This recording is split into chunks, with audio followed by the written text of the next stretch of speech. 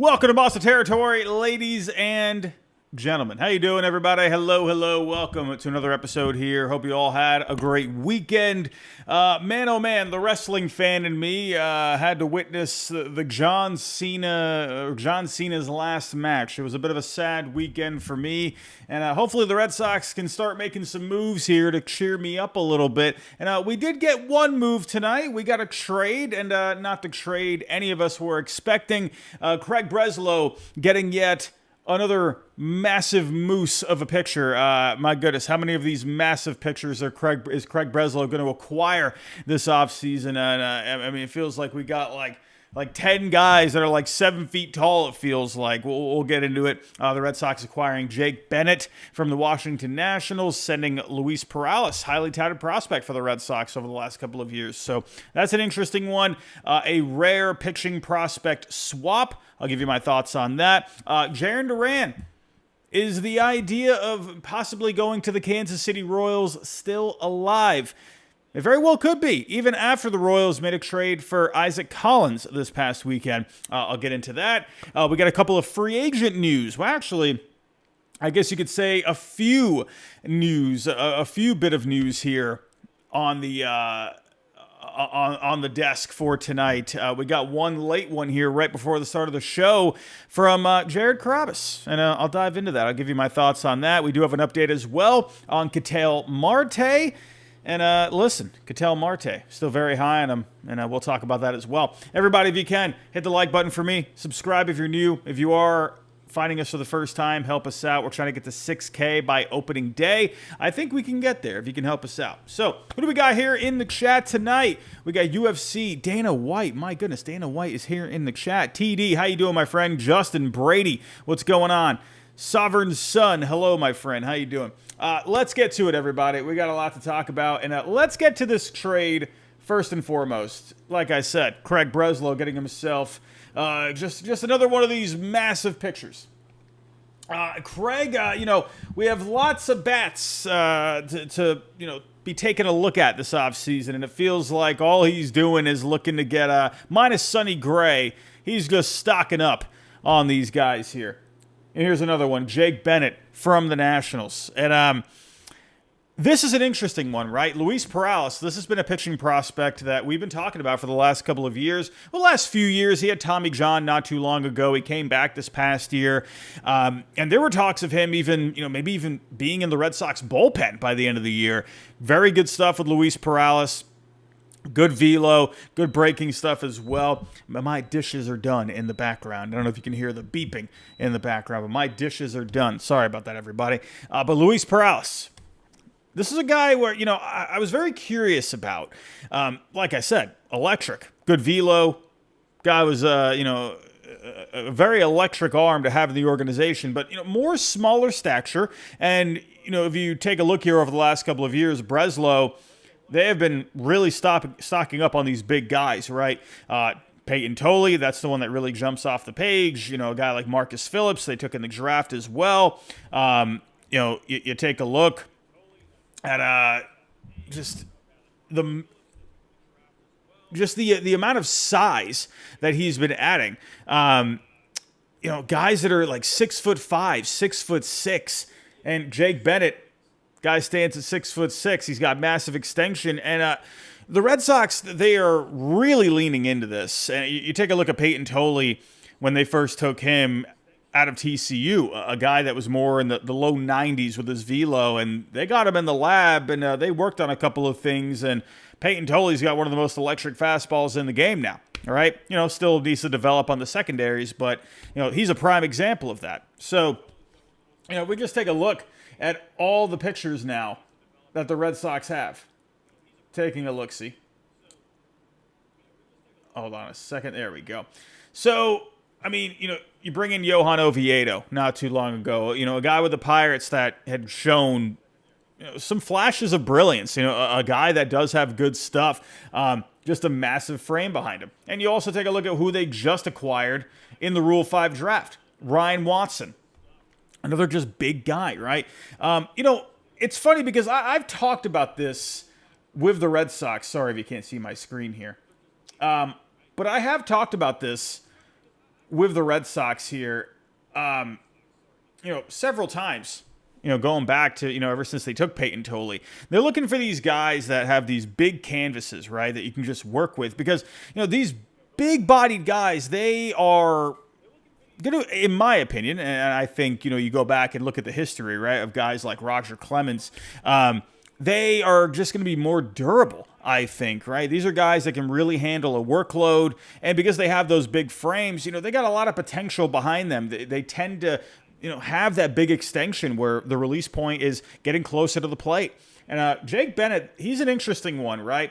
He, kind of what I said really about Peyton Tolle. Not a lot of velo with him. He's going to sit more in the low 90s as of right now. He can get it up to around 96, 97 according to the scouting reports. But there is a bit of life on the fastball, and that is because of the extension that he has. He's able to just get that close release point, to the batter. And there is a bit of life there, right? With Bennett, this is a guy that's had some really good numbers in the minor leagues up to this point. He was taken in the second round back in 2022, 45th overall pick in that draft. And he'd been pitching really well. I mean, 2023, he started off in A ball. He was in high A. He looked really good in A ball. Then the numbers took a bit of a dip in high A there. But then, I believe he got, I'm not sure why he did miss all of 2024. I believe there was something with the arm. I can't remember exactly. I missed that. But 2025, he came back and he looked really good. Overall, 19 games, 18 starts, ERA at a 2.27, FIP at a 2.96. However, if you take a look at the strikeout rate, only 7.6 strikeouts per 9. That's not really a whole lot. And I believe that is more so, I think you could look at the velo. There's not really a whole lot of swing and miss with it. But he does have a very good changeup. Baseball America gives it a 60 grade. So if you can get that velo up with the good changeup that he has, that's going to give you some good separation there, and hitters are going to have a hard time picking him up. He has a slider in there as well. But another good thing about Bennett, and this is something else that the Red Sox really like, he's a strike thrower, right? The Red Sox want not just big-bodied guys, but guys that can attack the strike zone. Bennett, this is a guy, right, this past year, 2 walks per 9 this past year, 2.2 overall in high A and double A this past year. You even go back to 2023 when he made 15 starts, 2.29 walks per 9. So the guy's going to throw strikes. He is pretty much a guy you just want to get in the lab. You want to work with a couple of things, right? Try to get that velo up a little bit. And this is a guy that could have some potential for the Red Sox down the road. Now, listen, I like Luis Perales. Like I said, electric arm. But he got the Tommy John. He came back late this past year. There were talks of him possibly being in the Red Sox bullpen. He went to fall ball in the Arizona Fall League, and he actually was not looking very good at all. Let me pull up the numbers here. Hold on a second. I had the numbers pulled up. Hold on a second. Let's pull these up. They were no bueno, ladies and gentlemen. So, well, a very small sample, 11 innings pitched in fall ball, but an ERA over a 10, right? 11 and a third innings pitched. He gave up 16 hits, gave up 13 runs, 2 home runs. He had 19 strikeouts, so the strikeout rate was still very good. But he was also walking a lot of guys. He had 8 walks per 9 over that 11 innings pitched. So overall, that was 11 walks in 11 and a third innings pitched. So he was battling with the command. He was getting hit pretty hard. And, yes, he did miss a lot of time. But I kind of wonder if maybe the Red Sox, they were kind of watching. They're like, I don't know. There was just something they weren't liking. And maybe this opportunity came up where you got to remember, Paul Taboni, he went over to Washington. He knows Perales well. And, this is kind of just a classic case of, hey, Taboni probably likes the stuff of Perales, but the Red Sox like the stuff of Bennett. So I think it's, a lot of people were reading into this as, maybe the Red Sox are, making a trade to, to set themselves up, for another trade, right? They're adding another big lefty here, another big arm, right, to this just plethora of pitching they've now built over the last couple of years. I'll be honest, I'm not going to really read too much into it. It could, the fact that you're getting someone like Bennett, who has a similar frame. I would say Peyton Tolley, he's just a bigger stature guy overall. But Bennett, he does have the similar size. Could they be setting themselves up to possibly make a move, or maybe you're moving one of these other guys, right? He is a lefty, so maybe you're setting yourself up to, move someone. I don't think they're going to move Tolley, but could they be setting themselves up to move someone like Harrison, or whatever it may be? It's interesting. But what I think overall, really, I think just for the most part, the Red Sox, they just saw more upside with Bennett, and they felt like he would be a good fit within their organization, right? I think Perales just is what he is. I don't want to say is what he is at this point, but you got the high velo, you got the wicked splitter there. He's got a cutter that he mixes in as well. He's got the stuff, right? But I wonder how far the Red Sox thought he could go. And there was one interesting comment that Craig Breslow made talking about Bennett, and that was he saw him as a guy that has potential to be a starter in a rotation. So that kind of made me think maybe they saw Perales as more of a long-term reliever. I wonder if that maybe came into play. So in the end, it was an interesting trade. I don't think there's too much into it. Maybe it could be a little bit of both. Maybe they are trying to acquire more pitching that they like, that obviously is under a lot of control, that could maybe set themselves up for something else. I think you could say maybe it's a little bit of both, right? Because obviously they have a lot of assets to move here. They are set up well, to go for a trade, whether that's someone like Ketel Marte or possibly another arm to upgrade the rotation more towards the top behind Crochet. Maybe a little bit of both. I think maybe somewhere in the middle there. But I think Bennett really just fits the mold of what they're looking to build there in Boston. But that is it for that interesting trade. So, who do we got here in the chat? Over 200 people joining us here tonight. IGB says, give us Reagans. Hey, you know what? I would love Cole Reagans. I would absolutely love that man. And you know what? That's a good little segue. That's a good segue here. Let's talk a little Jarren Duran. Jarren Duran popping up in the news yet again. And taking a look. The Royals continue to explore the outfield market. Now, in case you were living under a rock this past weekend, the Royals did make a trade for an outfielder. No, not Jarren Duran. No, not Willie Abreu, but Isaac Collins from the Brewers. Interesting trade. Isaac Collins was very good for the Brewers last year. I like this move for the Royals a lot. So a lot of people thought, okay, well, all right, that might be it when it comes to the Royals adding another outfielder, right? However, if you take a look here at the Royals lineup, I mean, you might be thinking, all right, yeah, Collins there, they're probably pretty much set. But you know what? They could still make an upgrade here. You got Kyle Isbell out in center field. Now, he's going to be very good defensively, but a 79 WRC plus last year, that's not really going to cut it. So maybe they see an opportunity to still upgrade this offense here in Kansas City. And according to the reports, well, the Royals are still exploring the outfield market. And Ken Rosenthal of The Athletic, he says that the Royals could still be a factor for Jarren Duran. He also talked about Cole Reagans there. Rosenthal suggests that the Kansas City Royals balked at putting star southpaw Cole Reagans in a Duran trade.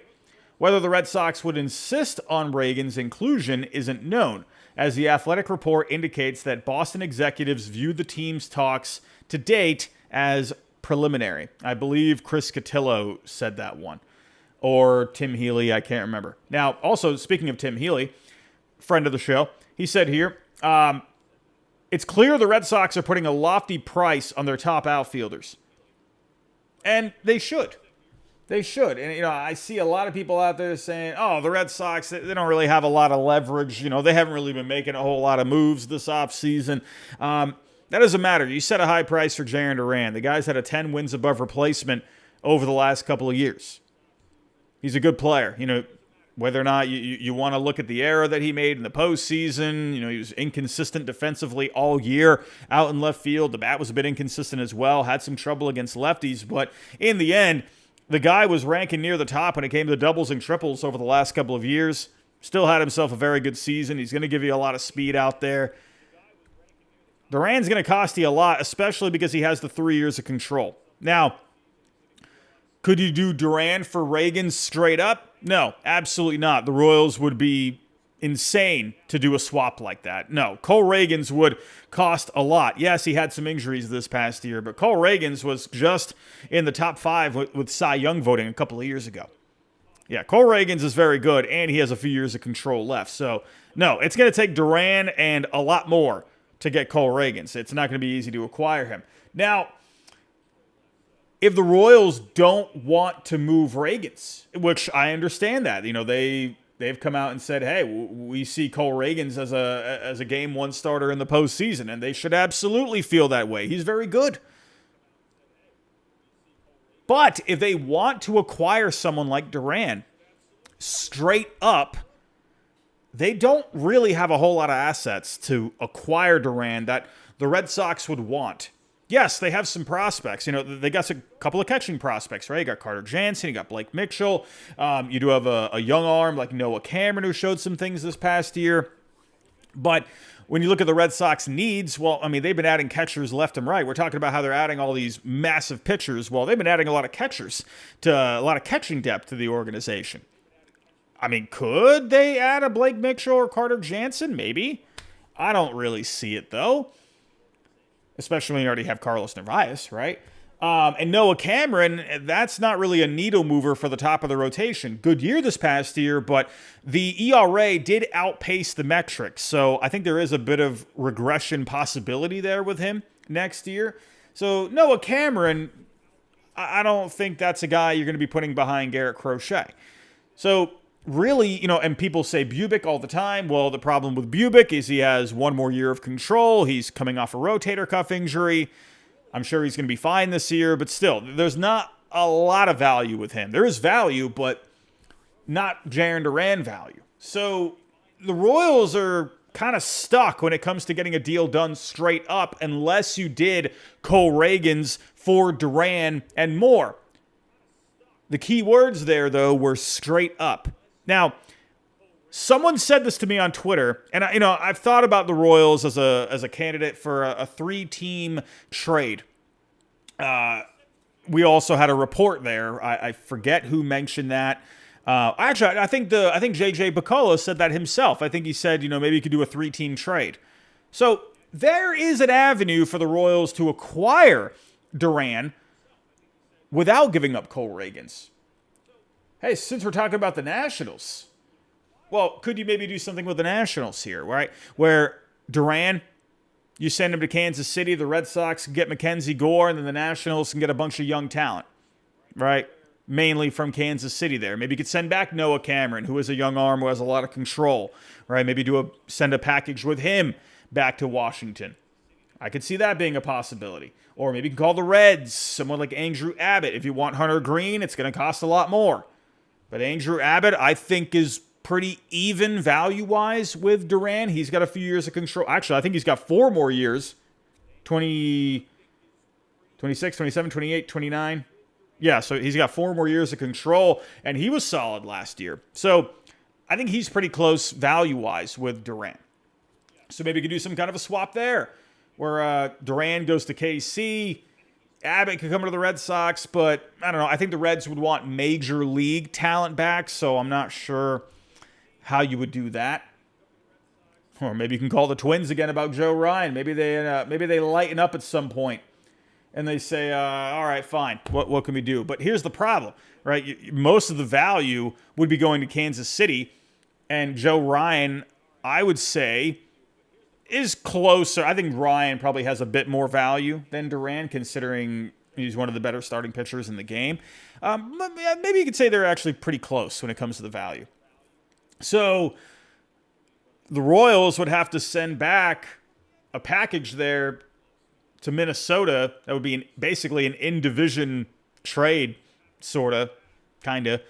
but the Royals would have to send a whole bunch back to Minnesota, and I don't know, would they do that? So it's interesting. If I were to think of a 3-team swap, I wonder if Gore could be that guy. Maybe. We'll see. But I do think there is an avenue here for Duran to go to Kansas City. I think he's still on the table. We'll see. They definitely seem to be holding on to Cole Reagans tight, but you never know how the offseason can go. You never know. Very fluid. Things change. Maybe after Christmas, all of a sudden, Piccolo feels a little bit different, right? Okay, all right, let's figure something out with Reagans, but you're going to have to give us a lot more. There are avenues here. We'll see if Duran ends up being a guy that can end up in Kansas City. So, before we get to the rest of the show here, we're going to be talking about Ketel Marte and a few free agents out there. Before I do, though, we do have a word from our sponsor. I'll be right back. Hey, for all the parents out there with teens, it's more hectic now than ever. Cash App's going to help, not hurt. With the Cash App card, available to teens 13 to 17 with sponsorship by an eligible parent or guardian, every transaction triggers a real-time notification for you to see, empowering your teen to practice independence while giving you peace of mind by keeping track of their spending. You can also manage everything directly from your own Cash App account without having to switch between the two. With the Cash App card, you and your teen's balances receive 24/7 fraud monitoring. And if something ever feels off, you have the ability to lock their card right from your phone in just one tap. For a limited time, new Cash App customers can earn $10 if they use code FAMILY10 in their profile at sign up and send $5 to a friend within 14 days. Terms apply. Cash App is a financial services platform, not a bank. Banking services provided by Cash App's bank partner. Prepaid debit cards issued by Sutton Bank, member FDIC. Direct deposit and promotions provided by Cash App, a Block Inc. brand. Visit cash.app/legal/podcast for full disclosures.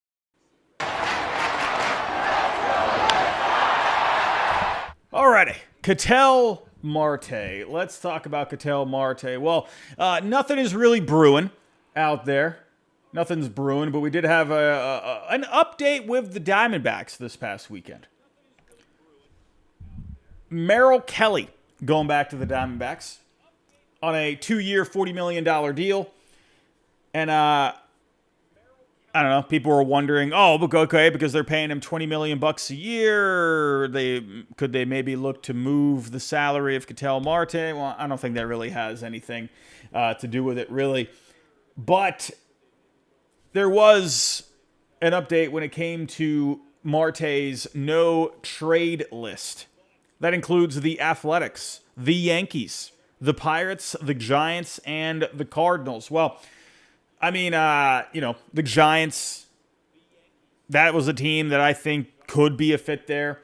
The Pirates need bats any way they could. And the Athletics, they already got a bunch of young talent there. I mean, could they have maybe pursued Marte? Sure.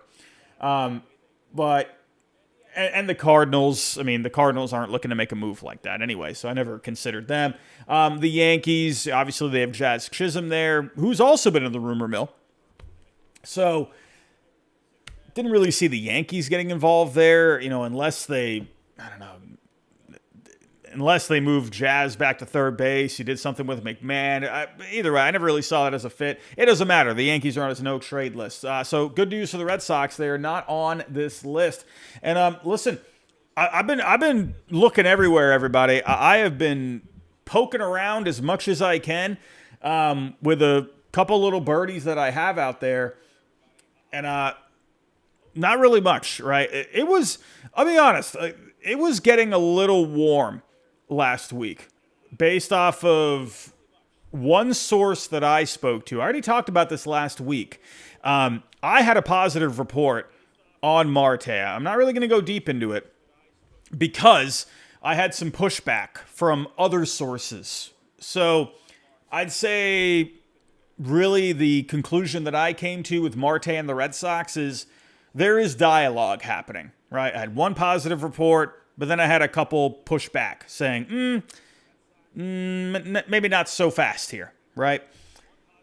We'll see what happens with Marte, but I do think he is a guy the Red Sox need to get here, right?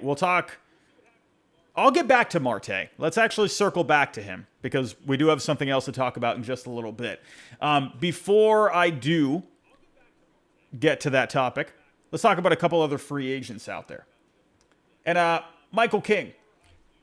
Michael King, this has been a name that people have been looking at over the last year or so because, people knew he was going to be going into free agency here. He didn't have a great year this past year. He had some injuries. He was battling knee stuff, arm stuff. It was just not a fun year for Michael King, but 15 starts. ERA was still okay at a 3.44. The FIP was a full run higher at a 4.42. His strikeouts did go down, and he was giving up home runs. But to me, the fact that his walk rate was still pretty healthy and his home run rate jumped, I think the injuries, just being on and off the field like that, he just wasn't fully in a rhythm because Michael King has had a good history of keeping the ball in the yard. He has a career home run rate under 1 home run per 9, and this past year it jumped up to a 1.47 per 9. So I'm not really too worried about the year that Michael King had. I would say really it's the injuries, right? I would like to know that he's going to be healthy. But this is interesting here. I've talked about Michael King coming into the offseason. I thought going back to the Padres was a sure thing. Because obviously he's familiar there. I would imagine he would like to restore his value. But then we got reports of the Padres saying, well, there might be some issues with the payroll, right? They did offer him the qualifying offer, but he wants, or it looks like he's looking for a bit longer, right? I thought maybe he could have taken the QO just, again, to rebuild value. But looks like he's looking for a little bit more. And according to reports from the Boston Globe, I believe from Pete Abraham, the Red Sox, Yankees, and the Orioles are showing interest. Now, could this be the Red Sox being interest kings? I know everyone likes to throw that term around. The Red Sox are the interest kings. Well, ladies and gentlemen, listen, I'm not trying to sit here and defend the Red Sox and be a homer for the Red Sox, but every team shows interest in everybody. The Red Sox, they just happen to be that big market team that you got all these guys at the Boston Globe, Mass Live. They're always putting stuff out there. So it just so happens the Red Sox, you're going to hear more about them showing interest, right? It's just kind of how it is, right? Big market team, stuff gets leaked, right? But could this be another case where the Red Sox are poking around and then they end up coming up short? In a way, sort of reminds me of like Eflin a few years ago. Sorry to bring up a sore subject when they lost out to the Rays for Eflin. I kind of just wonder, here's the thing with the Red Sox, right? And this is where it's a little frustrating. They are being so disciplined to the point where I actually can respect it because at least they're consistent. But they are being very disciplined. Go back even to last year, right? They don't just seem to want to go that extra mile, right? So I wonder if King is looking for like a 3-year deal, are they just going to offer him 2? It's like every free agent, right? It's always, all right, that guy's getting 4. All right, we'll offer him 3. Max Fried got, 7 years? Okay, we'll offer him 6. Or was it 8 years? I can't remember. It's always like one less, right? The Red Sox, they are at the point where they just do not want to budge, and they just don't want to give in, right? And they want guys to come to Boston on their terms. It's a little frustrating, right? But I just wonder if this is going to be the case with King. I wonder because of the injuries that he had last year, are the Red Sox really going to push? And you also think about the fact, too, that the Red Sox, they have a lot of depth. Is King that number 2 that they're looking for? Because you think about the guys that maybe you could make a move for. There's still guys out there. Is King that number 2 that they feel like they want to invest in? Because if you bring in King, it's like, okay, what else are we doing here? I don't know. That's kind of where I have a little bit of pause. And another report is that because he is a Rhode Island native and he went to Boston College, he would like to come to Boston. But then I think again with the Red Sox, right? Oh, he wants to come here? Okay, well, he can come here on our terms. I don't know. Do they meet him in the middle? So it's interesting. I wonder if King ends up coming here. I could see the Orioles being a pretty good fit, to be honest. I do think they need to take a chance on someone for the rotation out there. But I wonder if King would want to go there. You know, the Orioles have not been great when it comes to the development of pitching over the years. You know, they've had a lot of injuries there. So is that a place he would want to go? Would he take less money to possibly go to the Red Sox? And you got the Yankees involved too. The Yankees are obviously familiar with him. I don't know. I'm not very confident with it. I think it is possible.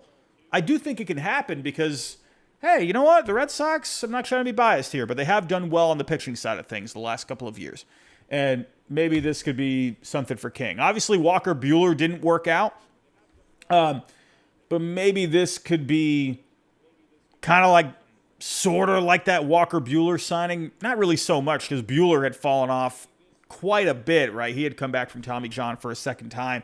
That was going to take a lot more work. But King, there's definitely more of a floor there than Buehler. So, I don't know.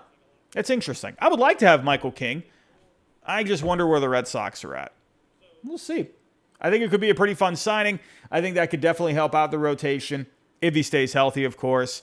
But again, I wonder if the Red Sox are maybe just shooting for more upside with the rotation. I don't know, because they just have so many guys right now. We'll see. We'll see. But, everybody, if you are with us on Nesson, I do have to wrap it up right there. We are going to stay here on YouTube. We have one more story to talk about. And we have a couple more things to talk about. So if you want to see the rest of the show, come on over to YouTube, Monster Territory, and see what I got to say. But everybody on Nesson, I'll talk to you next time. But let's get back to the free agent news. We have another one out there. Evan Phillips. Evan Phillips. He was a very solid reliever for the Dodgers for a little while, putting up good numbers, but he had to get elbow surgery, I believe UCL surgery, not full, No, he did get Tommy John. Sorry. He got Tommy John, so he's going to be missing all of 2026, most likely. Coming back more for 2027. But the Red Sox, they've been open to those kind of deals. Did it with Liam Hendricks, Patrick Sandoval, right, where you sign him to like a 2-year deal, and then you just say, okay, we'll see you next year, right? Evan Phillips, hey, this is a guy that's had a lot of success. He's got some good stuff, right? You go back to the last few years. I mean, with the Dodgers, I mean, the guy was just lights out. Very good strikeout numbers, pretty healthy walk rate. A guy that could absolutely be someone that could be a force at the back end of your bullpen, if healthy, right? Had a lot of success with the Dodgers. So we'll see if the Red Sox do that. I wouldn't be surprised if they did. Again, they've been one of the teams, one of the few teams that have been open to a deal like that, right? They've done it the last couple of off seasons. So Evan Phillips, I could see being a possibility. Now, let's get to the news that just came across the screen not too long ago. And no, this wasn't from the Boston Globe. No, this wasn't from Mass Live, the Boston Herald, Jeff Passan, Heyman. It was actually from Jared Carrabis. And we got to take a look at this. He says here, starting to get a little concerned about a Breggy reunion. I don't know if you can see that on my screen. There we go. Okay, you can see that better. We talked about this was it Friday when we went live last time? At the winter meetings last week, I had a couple of conversations. One being, I was told by someone that I trust very much, they wouldn't be surprised if Bregman ended up going elsewhere. I was told by someone else that the Cubs are definitely interested in Alex Bregman. That's all I got on that. But after kind of, putting 2 and 2 together, I'm thinking, oh man, that's the timing of these two things here. I don't know. I'm getting a little weird on Bregman. I saw the tweet here from Jared, and it just made me think back. I even put it earlier today. I was responding to someone on Twitter saying, hey, I actually got my eye on the Cubs, to be honest. The Cubs, you might be wondering with them. Well, Robbie, they got Matt Shaw. They got Shaw at third base. Well, here's the thing with Shaw. Very athletic player. Could you do a situation where he kind of moves around a little bit? Maybe you can put him in the outfield. I mean, I know you got Ballesteros there in the DH spot, but maybe you could do some kind of I don't know, maybe they could do something there where, Saya goes more of a DH role. You figure something out with Ballesteros, and then Shaw kind of moves around between the infield and the outfield. I don't know, but here's the thing. On paper, it might not look like the most amazing fit, but we just saw with the Orioles bringing in Pete Alonso. They had Kobe Mayo and Ryan Mountcastle on the Major League roster. So you're thinking, well, how are they going to add a first baseman and Pete Alonso? Well, they freaking did. They did that and then some. 5 years, 55 million? So now they got 3 third basemen on their roster. So they got to figure out something with Mayo and Mountcastle. Who knows what they do there? Why couldn't the Cubs do that? I mean, listen, the Cubs, Kyle Tucker going elsewhere most likely. I don't know if he's going to be going back. Seems to be the Dodgers and the Blue Jays for Tucker really at this point. Maybe another team could jump in. I don't think the Phillies are going to jump in now. They just brought in Adolis Garcia. So I don't know if that's going to happen. I don't see Tucker going back to the Cubs unless maybe they offer him the short-term deal to come back. But if they really wanted to put that money somewhere, they could give it to Bregman. They made a push for Bregman last offseason, right? Yes, the Tigers, they made the longest offer. But the Cubs, they made a 4-year offer. Right? I believe near $30 million per year. I think it's going to come down to the years here. I see Bregman getting anywhere from 28 to 32 million per year, somewhere in that range. If the Cubs give him 5-year deal after he just made $40 million bucks, let's say he takes like a 5-year, I don't know, like a 5-year 145 or something like that. That would end up being like a 6-year 185. Right, which I believe was better than I just got distracted. Which I think what was the Tigers' offer last year? It was like 6 years, 180 something. I don't know, but maybe the Cubs do that. I mean, listen, they just made it to the postseason this past year. They got knocked out by the Brewers. This is a team where they got a lot of talent there, right? Who wouldn't want a guy, especially a team like the Cubs where they're in a window, who wouldn't want a guy like Bregman to come to that team? He's bringing playoff experience. He's bringing that postseason caliber kind of a player. I could definitely see the Cubs because they showed interest last year. And they could find a way to fit him. I talked to someone at the winter meetings, and there is definitely interest in the Cubs side. I'm not even reporting that. The Cubs had a Zoom meeting. That was reported by someone else. So, hey, Max Fried had a Zoom meeting with the Yankees last year. That went well, and all of a sudden, Max Fried was a Yankee. And getting back here to what I was just saying about the Red Sox, they don't seem to just want to budge on anything, right? This is our offer. If you want to play for us, take it or leave it. I mean, listen, if they're doing that, if they didn't want to go the extra mile for Alonso, I mean, look, I know Alonso's different. He's on the outside, right? Bregman was already here. But listen, it's not like Craig would be lying to us. Craig has said we are going to be disciplined. And he's been very consistent with it. So if they're not going to budge past like a 3-year deal, they offered, I think the report was 3 years with an option for Alonso. If they're only offering that for Bregman, who's around the same age, coming off the quad injury, and the Cubs offer him a 4 or 5 year deal flat, I don't know, man. I don't know.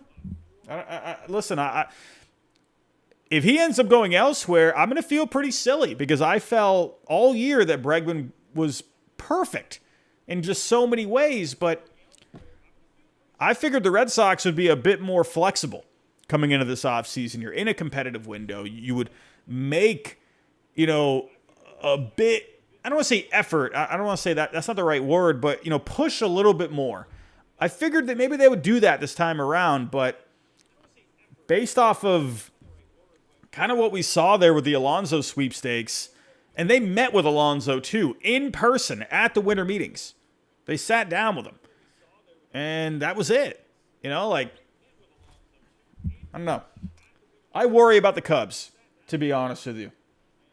You still got the Tigers. What are the Tigers doing? Are the Tigers doing anything? I have no idea. But, with the whole Tarek Skubal thing, is that something that comes into play? If they do offer him something, does that come into play? Where Skubal, having that guy long term, that'd be really nice. I don't know, man. I just think the Cubs, they might have something cooking. I haven't been told specifically that the Cubs are about to land him. I've not been told that. But I'm kind of just looking at the tea leaves. I hope the Red Sox make an effort, right?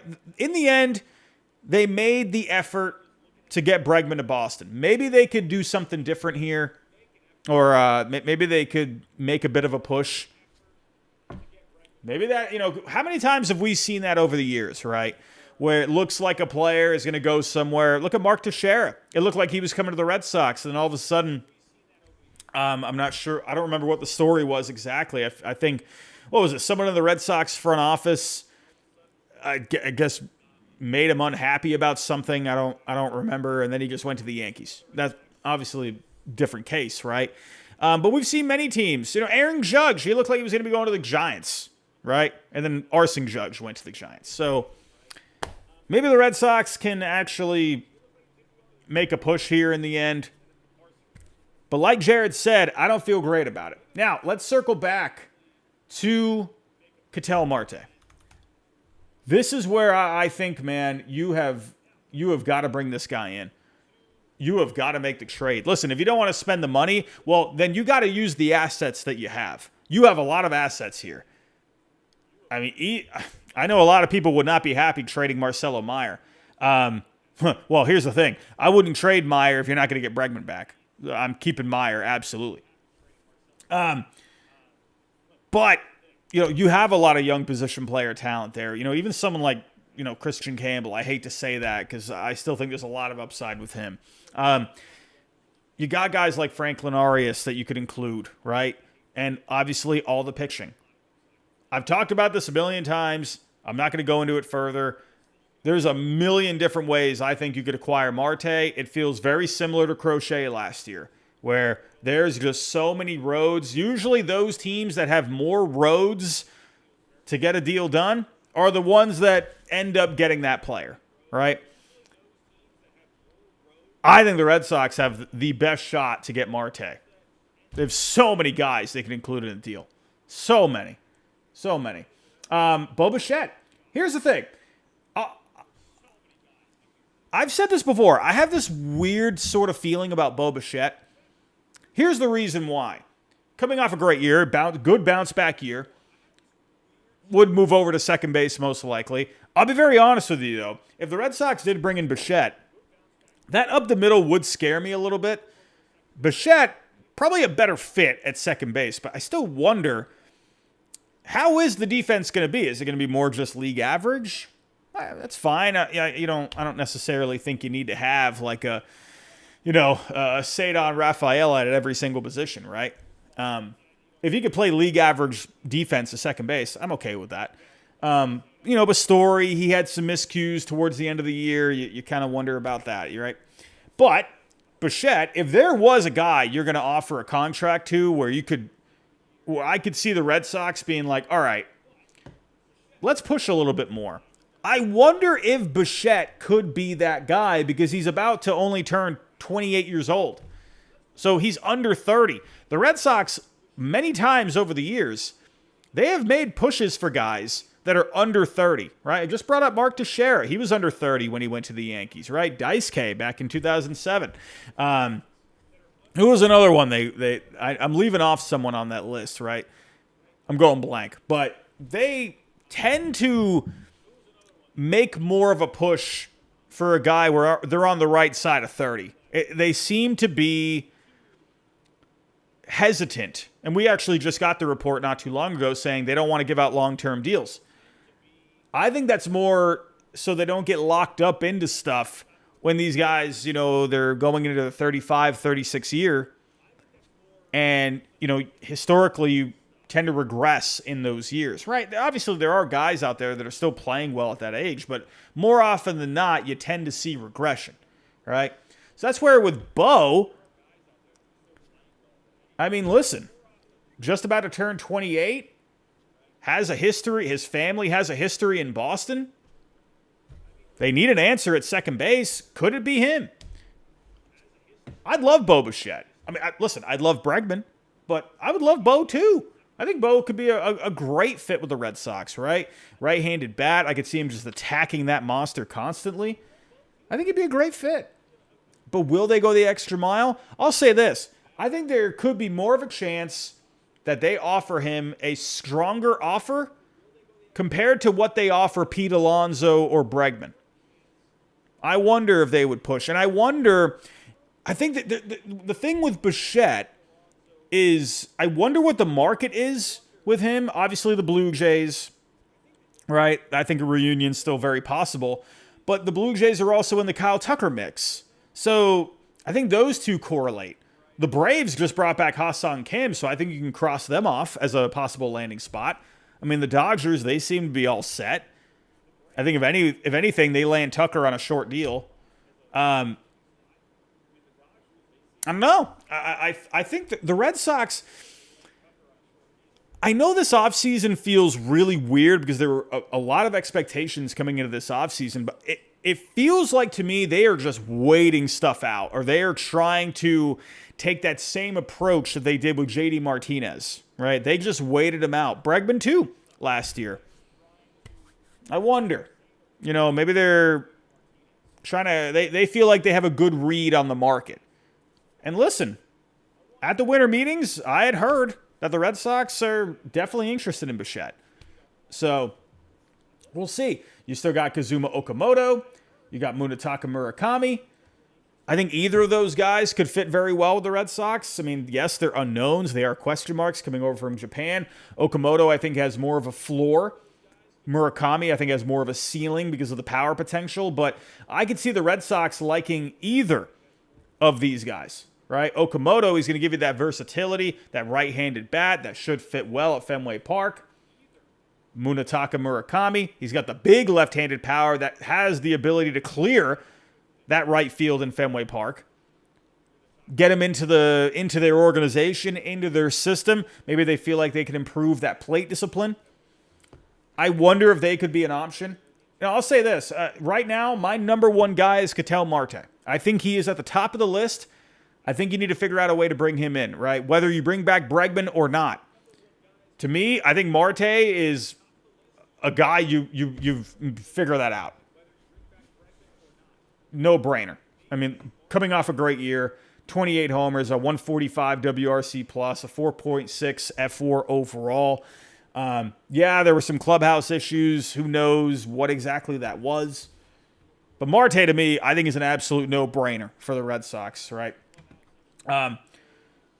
Listen, if it ends up being Bo, I think the Red Sox, I think they would prefer Marte.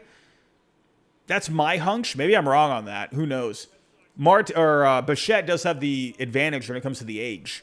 But Marte's on the cheap deal. So that's kind of the difference there. But if you bring in Bichette, well, you're not doing Marte. So listen, I'm gonna say this right now. I am preparing myself for a world without Alex Bregman. I'm preparing for it.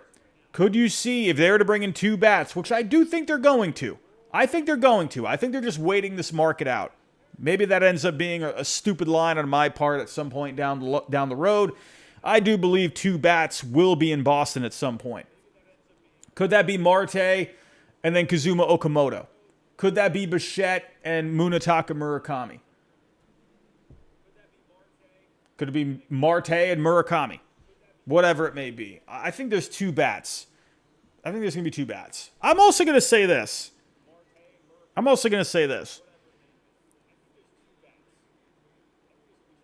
Nah, I don't. Okay, you know what? I was thinking. You know what? Maybe that could be a possibility.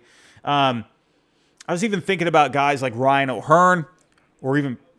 I'm sorry to do this. I don't want to say. That's not fair. But Paul Goldschmidt. That would.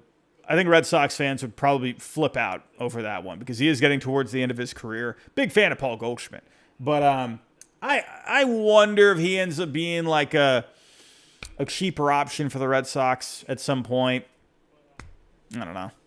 We'll see. I think, though, they need to get Marte. If it's not Marte, you got to go get Bichette. And then I would not mind at all one of these Japanese bats. I know Masa, he's had his issues, but I think Okamoto fits very well with the Red Sox at Fenway Park. And I think Murakami, that power profile is just so interesting. To where if they brought him in, I'd be pretty excited about it, to be honest. Listen, the guy hits absolute freaking dingers, man. And that's the kind of power from the left side that you want at Fenway Park. We'll see. I see in the chat, Phoenix, Paredes makes no sense. Paredes could be an option as well. I think he's lower on the totem pole for me. I think his bat fits well at Fenway.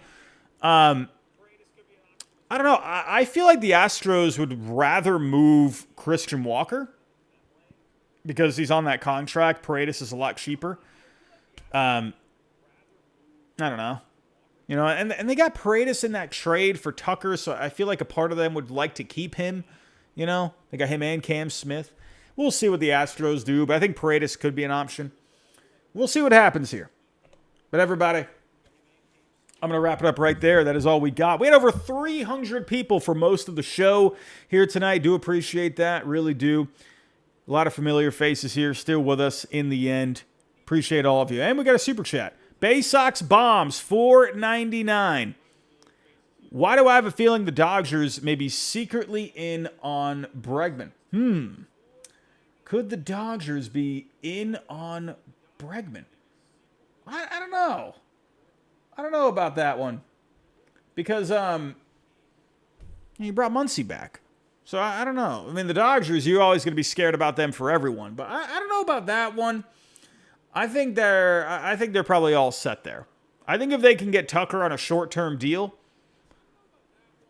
that's where I think they'll go. I think. I wouldn't worry about the Dodgers for Bregman. But it is the Dodgers. You can never turn a blind eye. But thank you for the super chat, my friend. Do appreciate that. Everybody, I'm out of here. I'm going to wrap this up here. All I ask of you, please, if you can, just hit the like button for me. That's all I need on the way out. We don't even have 100 likes. We had 300 people in here, and we don't even have 100 likes. Come on. I know my potato face is kind of annoying, but come on, give me a like. Give me a little something here. But I'm out of here, everybody. Go enjoy the rest of your Monday evening. If anything does break, I'll be here. So that's all I got. Everybody, go enjoy the rest of your evening, and I'll talk to you next time.